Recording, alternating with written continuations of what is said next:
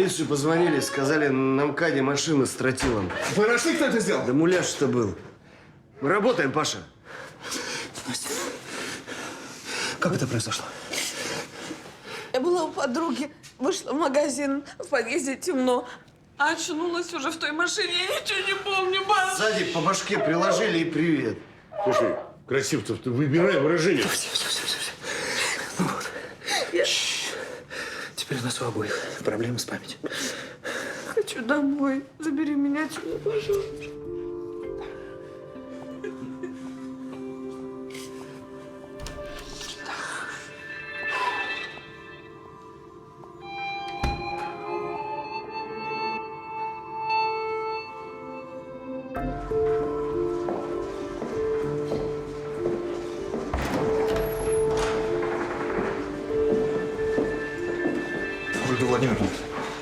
Ольга Владимировна, я по поводу нашего последнего разговора.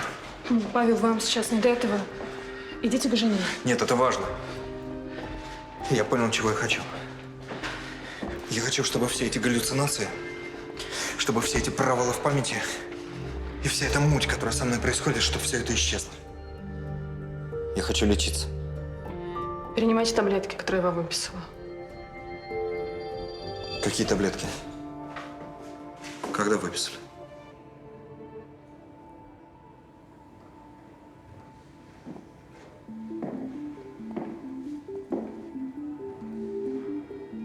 Тогда утром, когда Настя переехала за вами, я вам выписала рецепт.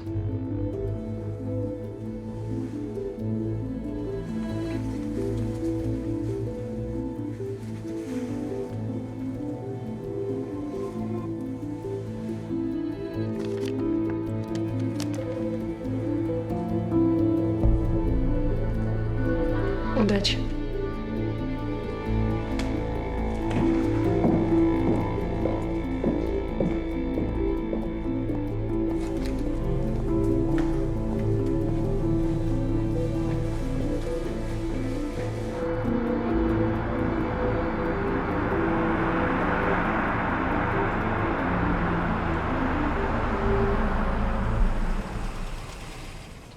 Вы, конечно, поступайте как хотите, но я считаю, что нельзя вам идти домой. Надо отсидеться где-нибудь хотя бы несколько дней. На всякий случай. Ну да, может быть, к Лехе поехать. Не надо к Лехе. Почему? Потому что не надо его в это втягивать. Она права. Есть у меня одна идея.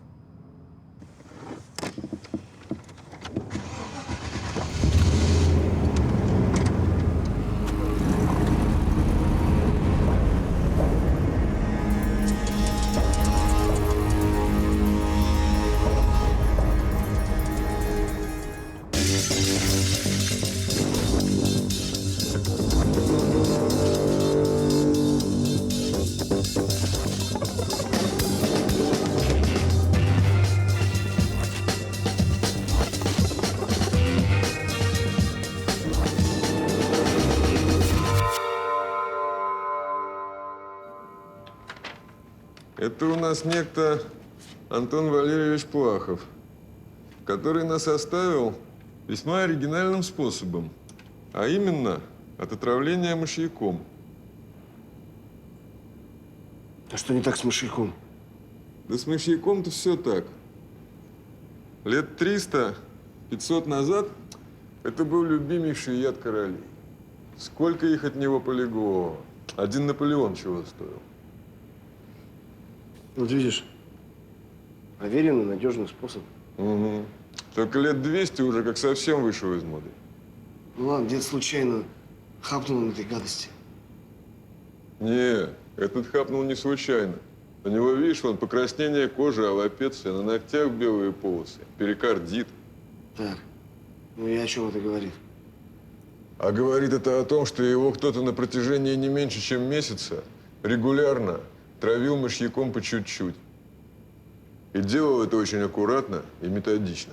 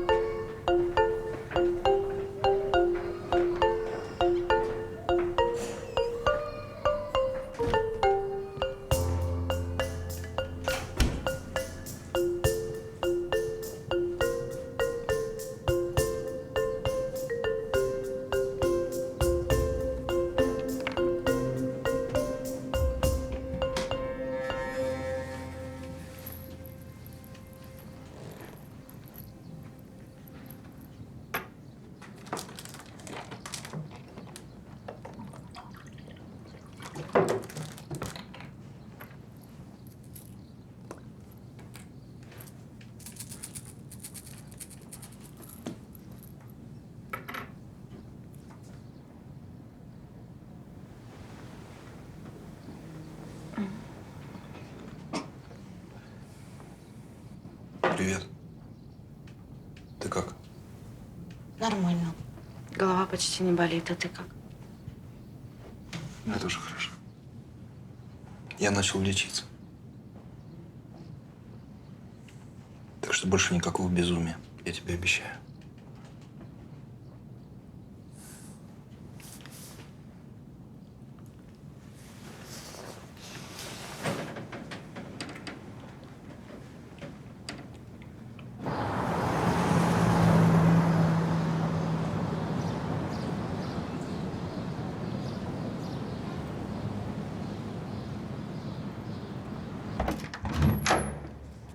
Здравствуйте. Здравствуйте.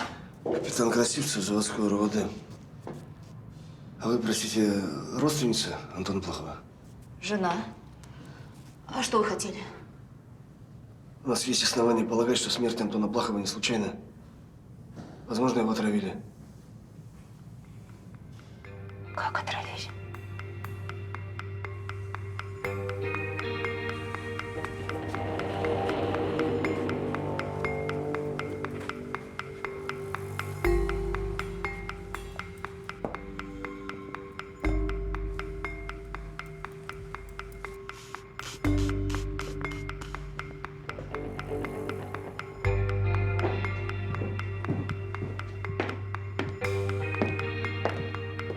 Я дала ей успокоительную, но не сможет с вами поговорить. Вам придется подождать пару дней, мы еще отца не похороним.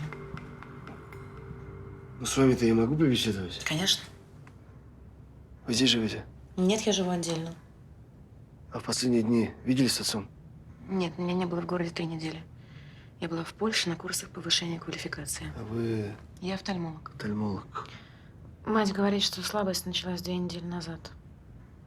Потом ему стало хуже, но он упрямо отказывался ехать в больницу. А когда стало совсем плохо, она вызвала скорую, но он их выгнал.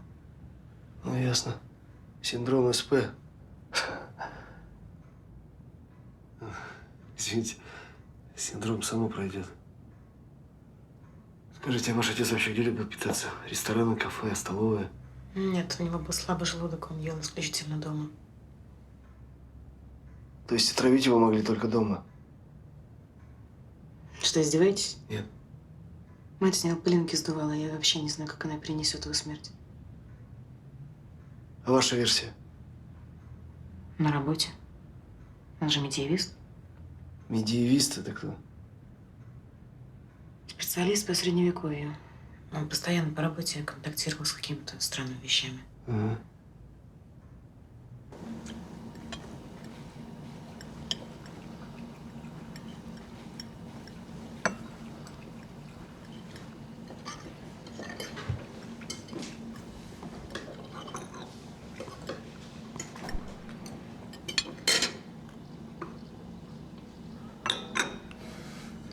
Так, мы здесь долго будем жить? Стас сказал, с недельку поживете. Комната все равно свободная. А если что-то надо, сигнальте. А продукты я могу купить? Конечно. Я вам свою полку освобожу. Тут, кстати, рядом магазин есть дешевый. Ладно, хорошо, схожу попозже. Приготовлю на вечер что-нибудь вкусненькое. Ты что хочешь? Слушай, я ничего не хочу. Побудь сегодня дома. Ну, не волнуйся, все в порядке, мы же не в тюрьме. Кстати, капитан звонил. Какое-то дело появилось. Что-то с ядами. Как раз по вашей части. С ядами? Да, какое-то хитрое отравление там. Вы как сегодня, сможете работать? Паша, ты обязательно? Настя, должен же где-то работать. А тут я почти официальный сотрудник. И очень ценный сотрудник.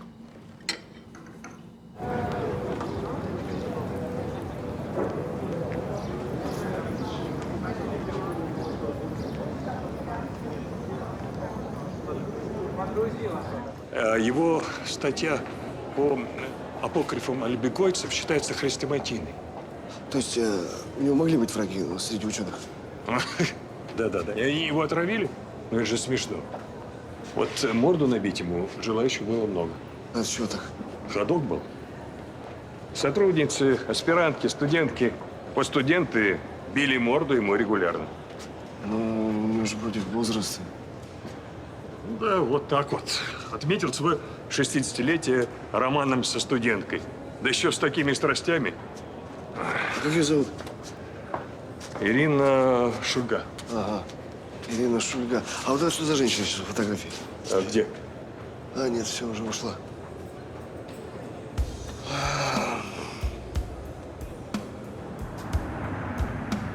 Что ж, твой друг, капитан Красивцев, за тобой даже машину не прислал? Ха, такой ценный сотрудник. Шерлок Холмс на полставки. Довольно невежливо игнорировать свою лучшую половину. Ты сейчас исчезнешь. Ты больной и слабый. Значит, буду сильный и здоровый. Как? С помощью этих таблеток, которые дала тебе твоя нервная подруга-врач. Ты знаешь, что лучше разбей себе сразу башку о стену. Тот же эффект будет. Я стану сильным без тебя. Да ты ничего не можешь без меня. Ты еще ничего не понял? Ты не человек, ты тень! Тень! Ты сделаешь только себе и другим хуже. Я совсем справлюсь. Без тебя.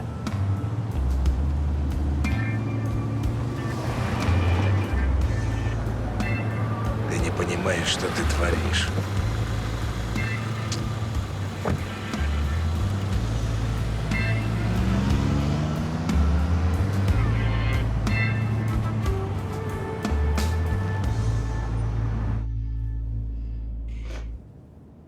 Я просто поверить не могу.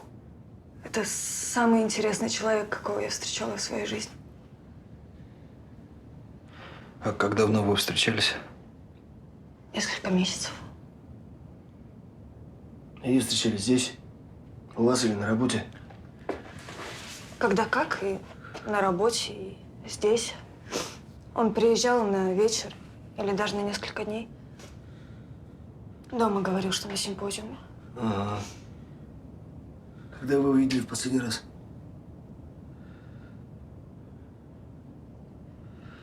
Дней 10 назад. Потом ему стало плохо. Простите. И мы только созванивались. Слушайте, когда он вас гостил, вы чем его кормили? Ничем. Он дома ел. Даже когда жил здесь несколько дней? Я готовлю плохо. А у него желудок слабый. Он шутил, что моя стряпня – это чистый яд.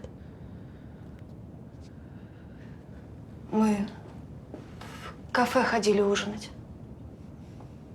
А с вами все в порядке? Да. Может, воды? Да, и если не сложно. Сейчас. Чувствую вы? Все хорошо. В общаге нормально устроились? Да, спасибо. Не обращай внимания, это побочка от таблеток. Ольга Владимировна предупреждала, что так будет. Таблетки? Может быть, он принимал какие-нибудь таблетки? Ничего такого. Витамины разве что. Какие витамины? Обычные. Обычные поливитамины.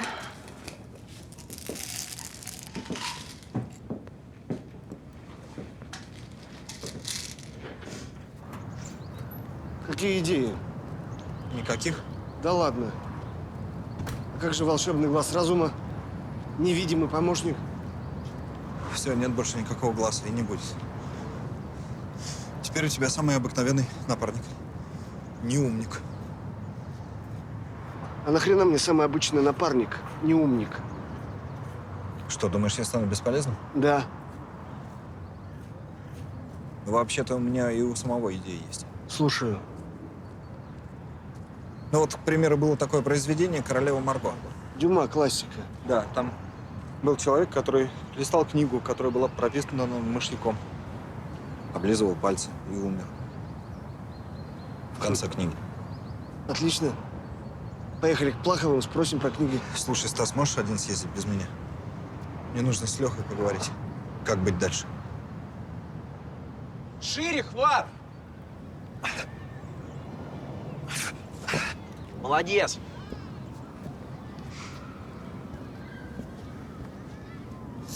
Я не знаю, может быть, к Стасу на постоянку попрошусь. Может быть, придется школу милиции закончить. О, мой лучший друг мент. Это надо пережить. Ну а что, новая жизнь, С чистого листа. А, ну пойдем тогда в бар отметим. А что, привыкай. Все менты алкашня.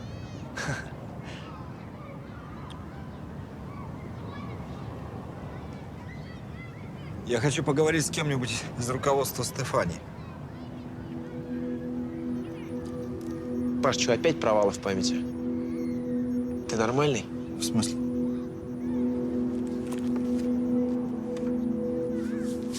Старый, ты чё, а? У тебя зама завалили. Нас с тобой чуть не порезали. Жену твою взрывчаткой обмотали. Чуть не взорвалась к чертям. Тебя тянет разбираться? В том-то и дело, что не разбираться. Я хочу сказать, что я не буду больше в это лезть. Понимаешь, Леха, это единственный способ. Иначе нам с Настей спокойно не жить. Ну, мента своего попроси, пускай он на Стефанию выйдет. Нет. Я не хочу привлекать ни его, ни этого адвоката Пифорского. Не хочу, чтобы это было официально. Это может их разозлить. Надо как-то самим найти подход. И решить все по-мирному. Ну, может, ты и прав. Работают колеса, да? Давай, в лесенку, как в школе.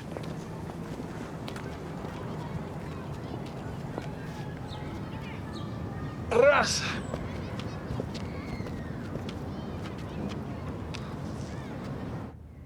Ну вот, житие Антония Великого. В последнее время постоянно на столе была. Работал с ней? Не думаю. По-моему, просто нравилось. Надоел кто-то. Кто? Не знаю, мы это не обсуждали. Скажите, я могу взять ее с собой? Надо проверить кое-что. Конечно, берите, ради бога. Спасибо.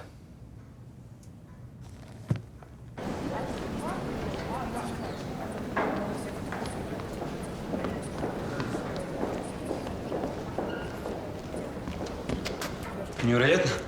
Есть? Что есть? Я уточняю еще, но книга точно пропитана солями мышьяка. Солями? А солями можно травиться? Еще как. Ты гений. Как в «Королеве Марго». Так нахрена ты приволок сюда отравленную книгу? Ухожу. Приятного аппетита.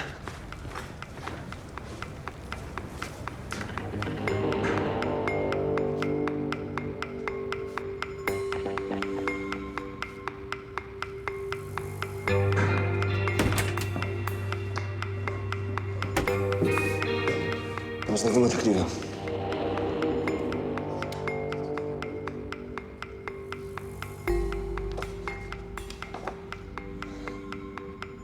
Это определенно житие Антония Великого. Откуда оно у вас?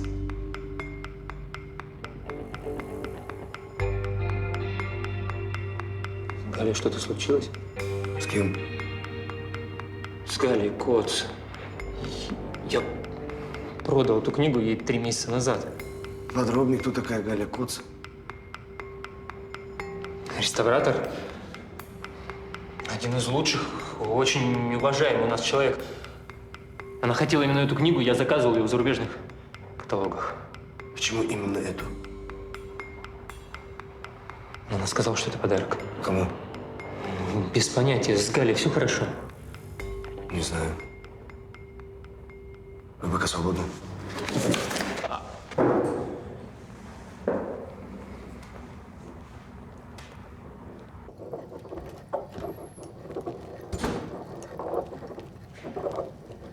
Кого еще там черт несет?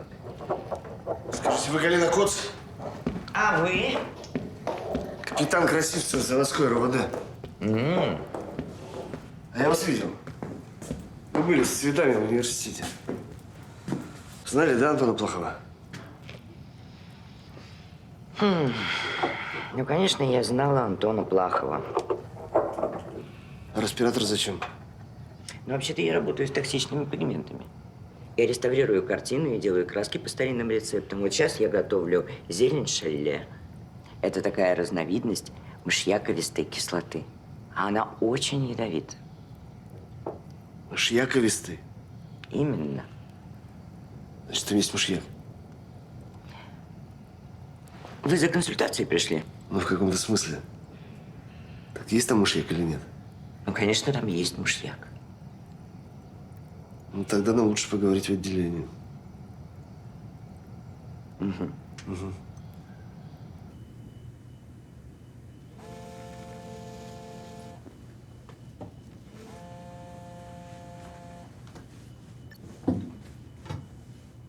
Алло. Пашкет, давай ноги в руки. Жду тебя рядом с вашим ментовским отелем. Короче, я удачно развел активность. Едем на стрелку с шишкой с твоей Стефании. Хорошо, иду. Куда? Что случилось? Нет, ничего. Спи. Мне просто нужно съездить по делу.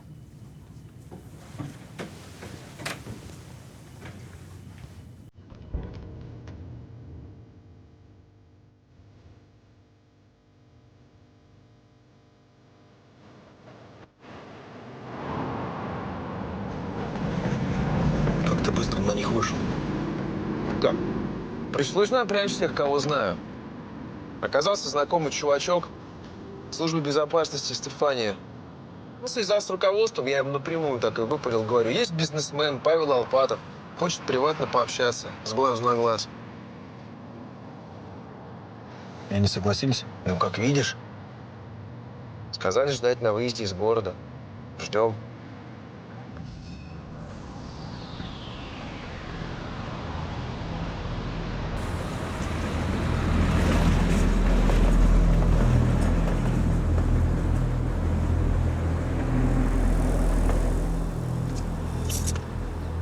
А ты не думаешь, что это какая-то подставка в прошлый раз? Пашкин, что ты паришься? Расслабься. Сейчас будет как в кино.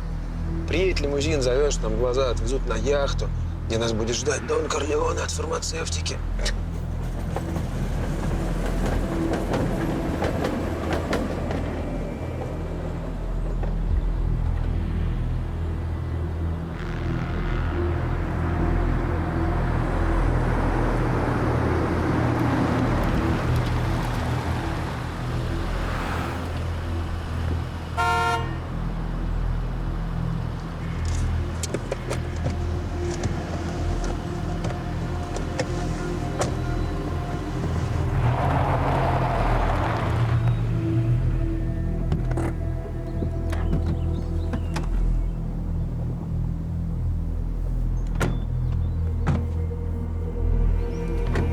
Виталий Валентинович вас ожидает.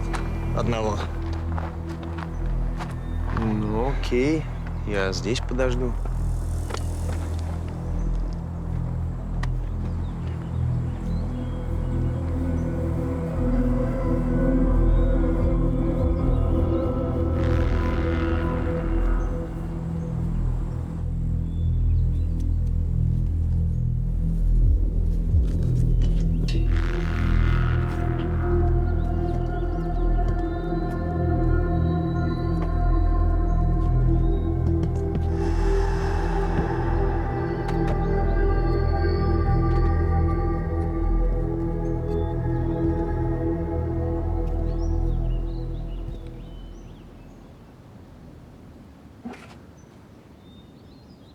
Ну чего застыли? Садитесь.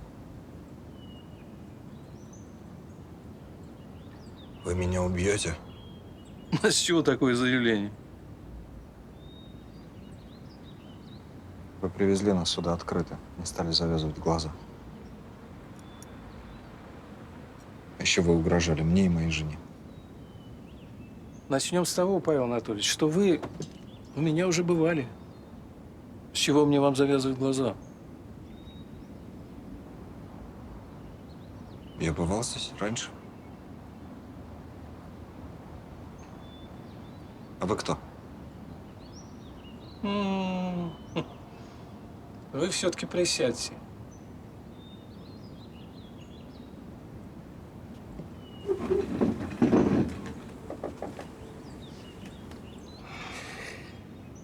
Судя по той резвости, с которой вы бросились собирать на нас грязь, я был уверен, что с памятью у вас все в порядке. Вы закрыли меня в психушке. Не понимаю, о чем вы, Павел Анатольевич.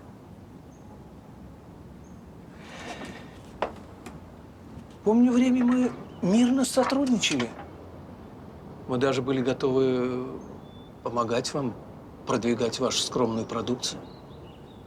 И вдруг с вашей стороны угрозы, шантаж. А потом вы пропали. И через год появились снова и принялись за старое. Видите, Павел Анатольевич, у меня проблем с памятью нет. Да-да, вы правы. Это все не важно. Но я хочу сказать вам вот что. Мне больше ничего не нужно. Я больше не занимаюсь БАДами. И фармацевтикой вообще. Я просто хочу спокойно жить. Со своей женой. Я прохожу лечение. Я вам больше не помешаю. Вы можете мне верить. Просто оставьте в покое мою жену. Верю, не нервничайте так. Я просто не очень понимаю, о чем вы? Ни я, ни моя компания ничьих жен не трогаем. Мы производим лекарства, помогаем людям. Да-да. Да. Я знаю. Просто забудьте обо мне. А я забыл о вас. Понимаю, Павел Анатольевич, по-моему, вы не только обо мне забыли. Хорошо, будем считать. Пусти, я же не вижу ни хрена! Виталий Валентинович, что с этим делать? Перцовым баллончиком хотел меня. Пусти! Паша, ты здесь? Все нормально? Отпусти молодого человека, Фим. Мы с Павлом Анатольевичем закончили. Лех, ты как? Да я нормально, главное не ослепнуть. Скажите, а Садись. что со мной будет? Мы уже договорились. Хорошего дня, Павел Анатольевич.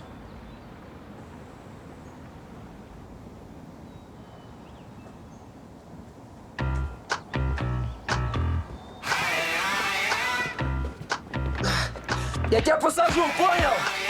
She likes a coffee like a lemonade, sweet, just like me. Just tell me when and where you want it.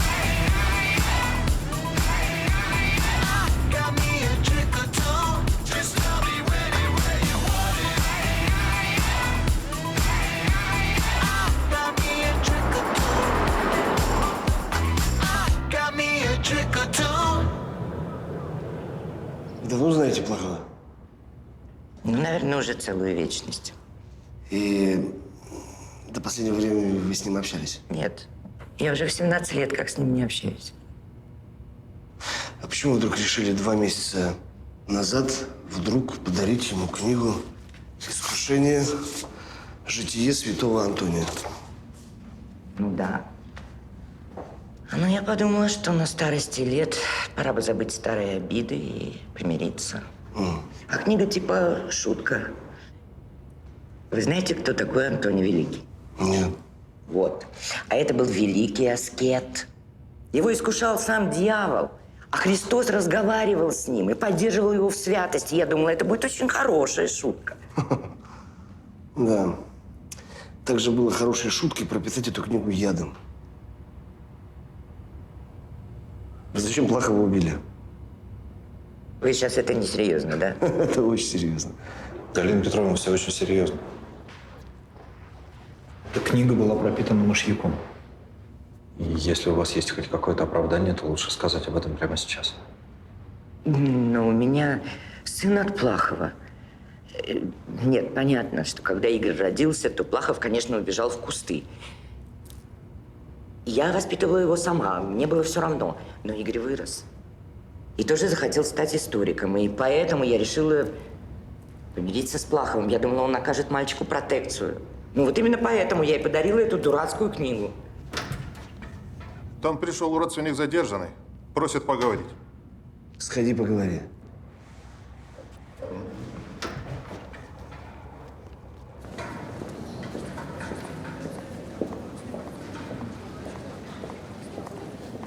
Здравствуйте, вы кто? Здравствуйте, я Игорь, сын Галины Коц. Мне сказали, что моя мама у вас. Вы должны ее отпустить. Послушайте, она не преступник, она не может быть преступником. Она художник, реставратор. Какой из нее уголовник? Вы в своем уме? Успокойтесь. К сожалению, ваша мама сейчас в статусе подозреваемого. И в чем ее подозревают? В убийстве Антона Плахова. Зачем ей было убивать отца? Но, насколько я знаю, она была обижена на него. Нет. Ей было наплевать на него, ей было все равно. Но она простроила целую операцию для того, чтобы с ним встретиться. Я попросил. Я хотел с ним пообщаться. Хотел узнать, что за человек мой отец. Маме это вообще не нравилось, но она благородный человек, она сделала это для меня. Вы встретились с отцом, что было дальше? И ничего. Мы пообщались, встретились пару раз. Ему понравилось, что я пошел на исторический. Он заинтересовался моими курсовыми. То есть все было хорошо? Все было хорошо. Не было никакого смысла убивать отца.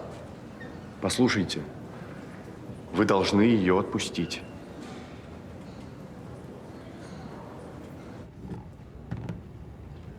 Знаю, все не сходится. У Галины не было мотива. Тебе это голоса нашептали или ты сам допер? Слушай, ну давай по-честному, без дураков.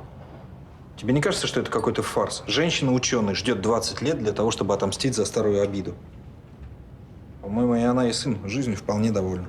Какой фарс? По мне все складно. В том-то и дело, что все слишком складно. Какой-то театр. Нас водят за нос. И что ты предлагаешь? Надо все перепроверить. Ну, давай, перепроверяй.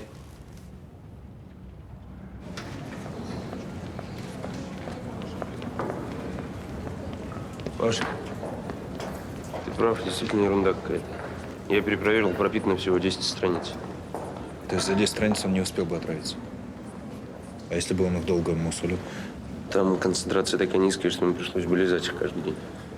Ну и это не все. На тех образцах, что вы взяли со Стасом, мышьяковистая кислота и арсениты, а на книге арсенаты. Это разное соединение мышьяка. Другое вещество, не из дома реставраторш. Ну да. Что значит не тот мышьяк? Ну, подшаманил он там чего-то. Вот тебе и тот получился. Концентрация недостаточна для того, чтобы отравиться. Мне, например, достаточно. Но не было у нее мотива. Слушай, мужик бросил бабу с ребенком. Во мотив. Железобетонный просто. Слушай, вся эта история с книгой какая-то ширма, чтобы нас с толку сбить. Какая ширма? Ты сам придумал с этой книгой. Ну, он теперь сам говорил, что надо искать нового подозреваемого. Какого нового подозреваемого? Мужика жена, 2 любовницы, ребенок и работа. Все. Вот их и надо перепроверять. Жена сейчас лежит в больнице. Чуть с катушек не съехала после этой истории. Но ведь не съехала.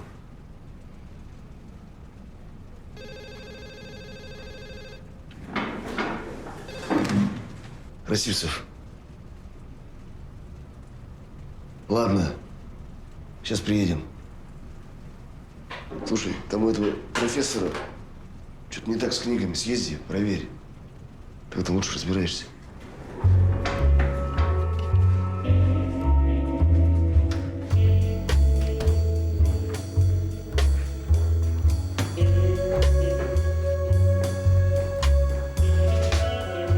Здравствуйте, я из полиции. Вы эксперт? Да, меня просили провести оценку имущества в смысле библиотеки. Я, честно говоря, редко видел что-то подобное в частных владениях. Это почти музей. Что-то не так? Пропало несколько книг. Откуда вы знаете? Антон Валерьевич был ученым, у него очень подробный каталог. Так что выяснить, все ли на месте, совершенно несложно. Пропали какие-то редкие книги? Как сказать, книги редкие. Большой часовник 17 века, требники тоже 17-го, книга Глемая. Все это очень дорогие, редкие экземпляры. Но у Антона Валерьевича есть намного более ценные вещи. Есть несколько инкунабул 15 века. Их вообще трудно оценить. То есть, думаете, Крау не профессионал? Не знаю. Трудно сказать. Угу. Слава богу, я думал, с ума сойду. Яды, шмяды, Антоний, Шантоний. Просто кому-то нужны бабки. Все нормально, все как у людей. В каком смысле? У нас ни одной внятной версии. Слушай, кто-то из близких стал тырить книги из библиотеки. Старик это просек, поднял скандал, его усыпили. Все. Давай, допрашиваем всех по новой.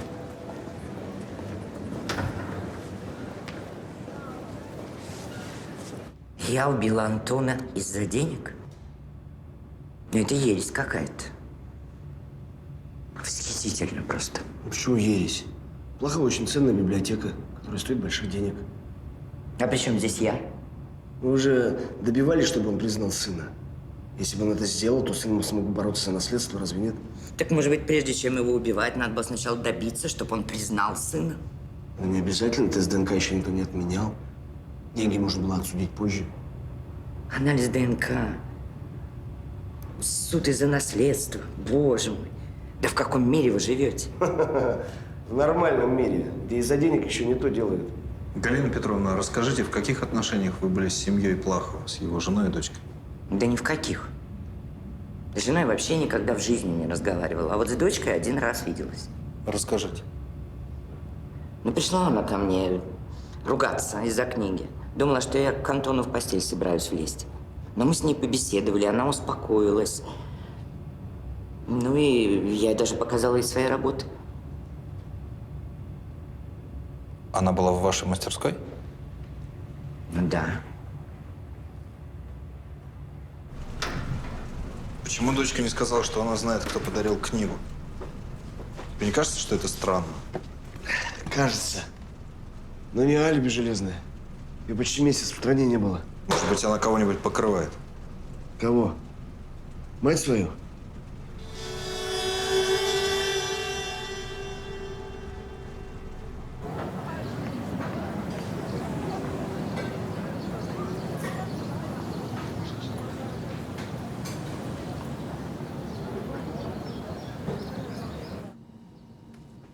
Я не понимаю, зачем надо переезжать. Тут убираются 2 раза в неделю. Прачечная внизу. Но в конце концов, безопасность. Да нет, спасибо. Хочется пожить нормально, а то психушка, то общага. Понятно. Это место, конечно, не для семейных людей. Для таких вроде меня. Ну что, я готов. Вы с Настей собрались? Поехали?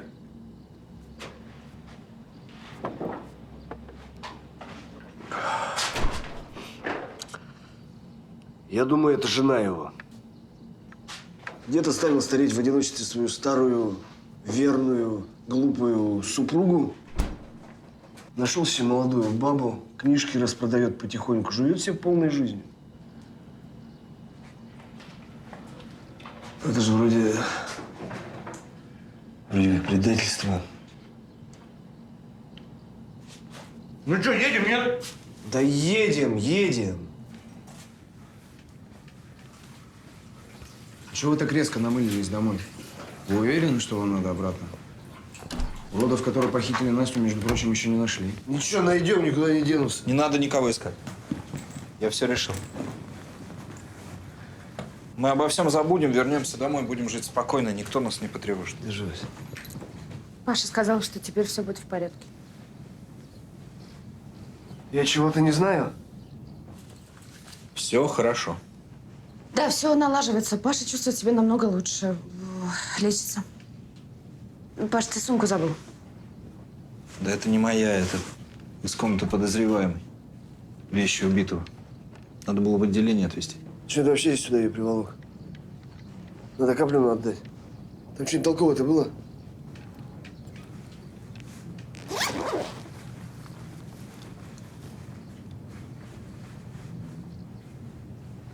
Черт. Предсмертная записка? Почти. Как же я сразу не догадался.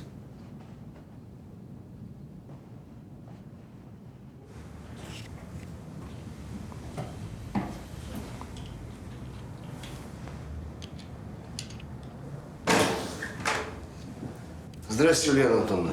Это вы? Я не могу сейчас с вами говорить, у меня пациент. Я боюсь, что вам придется поискать себе другого врача. Потому что вы арестованы по подозрению в убийстве своего отца. Подождите меня в коридоре.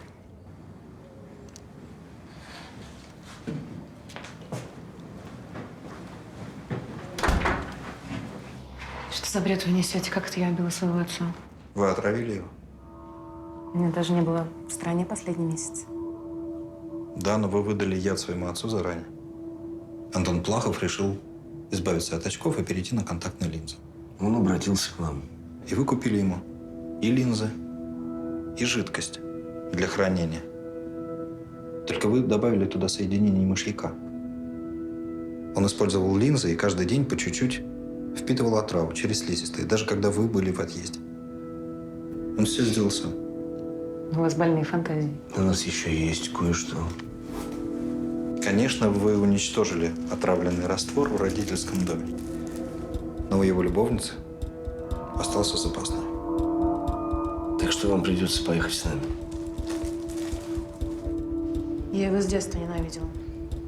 За что? За баб его бесконечных. Мама страдала, но молчала. Я однажды пришла к нему на работу, я еще в школе училась.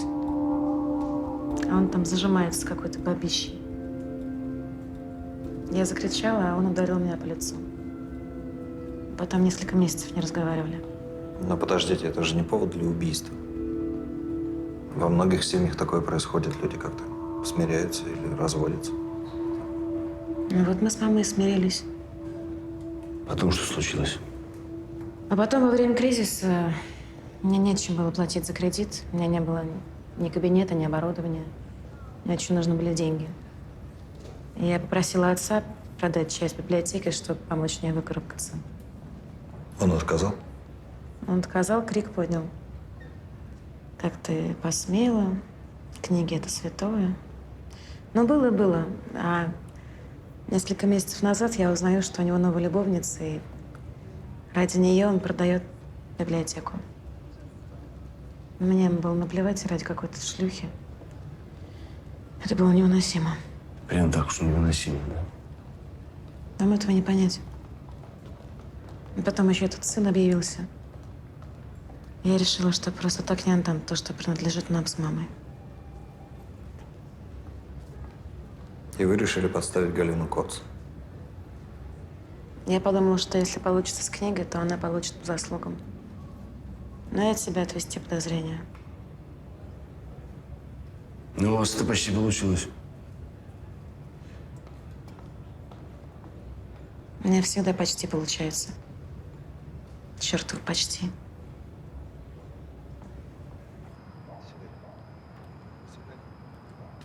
Уверен, что хочешь к нам на постоянку? Ну, если это возможно. Думаю, я справлюсь сам. Подскажешь мне, что делать? Там же курсы нужны какие-то, подготовка. Разберемся, умник. Надо со Скользким переговорить, как лучше все обстряпать. Спасибо. Не хочешь мне рассказать, что у тебя с этой Стефанией? Нет. Я уже решил этот вопрос. Сам. Может, тебя домой подбросить? Нет, спасибо. Я доберусь. Пока.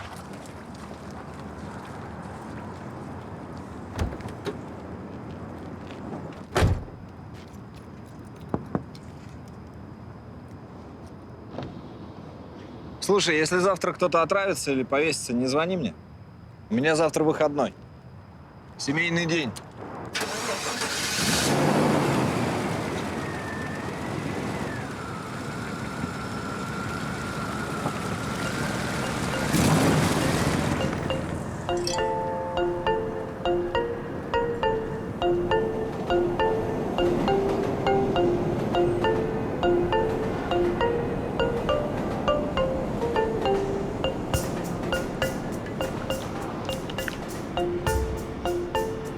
Это, по-моему, первый нормальный наш день вместе. Это хочу, чтобы все наши дни были нормальны. Лучше, чем эти.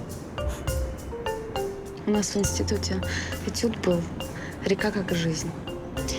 Родник превращается в ручей, ручей в реку, а река вливается в море. Какой этюд? Ну да, ты же ничего не помнишь. Это в хоровом колледже на уроке народной песни.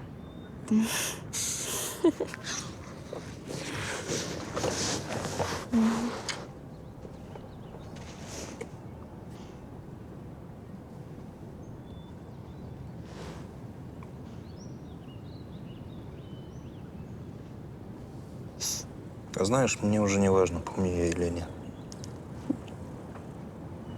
Пусть все будет по-другому. Слушай, а может быть нам пожениться? Снова пожениться? Снова? Но если нам жениться снова, то нужно это как-то отметить. Ну, чаем как-то несерьезно. Шампанским. Ну где же я тебе найду здесь шампанское? А там наверху у шлагбаума есть магазинчик. Ну, там вдовы Клико, конечно, нет, но нам уже любой подойдет. Ты же не забудешь дорогу назад?